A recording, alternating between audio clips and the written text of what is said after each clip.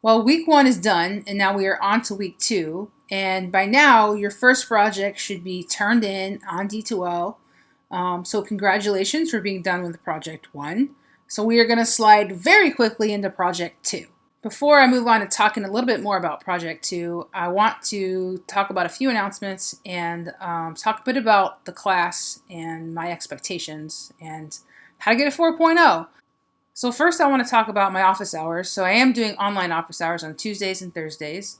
So you can catch me on email. So if you email me, I'll respond right away during those 2 hour chunks of time on Tuesdays and Thursdays. And I'm also using the D2L chat functions.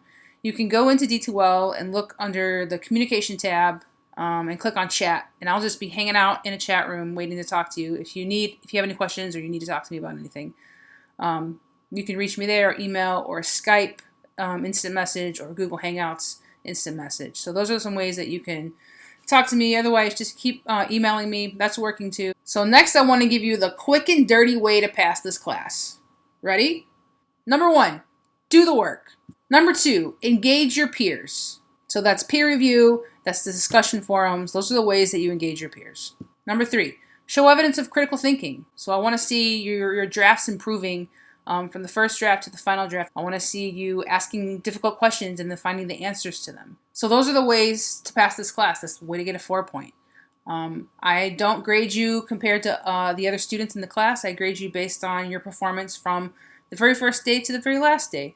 So if I see you make an improvement, that means you're doing great. And in terms of the pace of the class, we are moving pretty quickly. And like I've said before, that pace is going to continue for the next couple of weeks, and then things are going to slow down. So once we get to project 3 and project 4, you're going to have more time to work. But right now we are moving pretty quickly, so I need you to stay engaged, stay doing the work. You got to stay on top of it, because if you're behind now, it's going to be hard to catch up. Now, on to project 2, which is a cultural artifact analysis.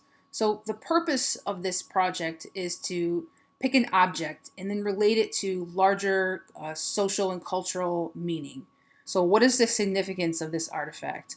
And then you're going to do some research about the artifact and about the cultures that it's connected to. So sort of just like you did with Project 1, we're still looking for you to connect to a larger social message. The artifact you choose for Project 2 should be tangible, an object, a product, something you can point to, something that has its own sort of shape. What I'm hoping that you take away from Project 2 is asking questions and then knowing where to go to find the answers to those questions, and then taking those answers and putting it into an essay to form an argument about this object and about the cultures that it represents and why these things are important.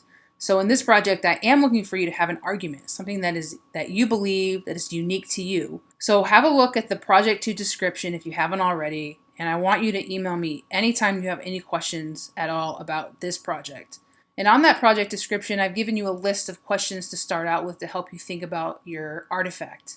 So you're doing a great job. Keep it up, and I will see you online.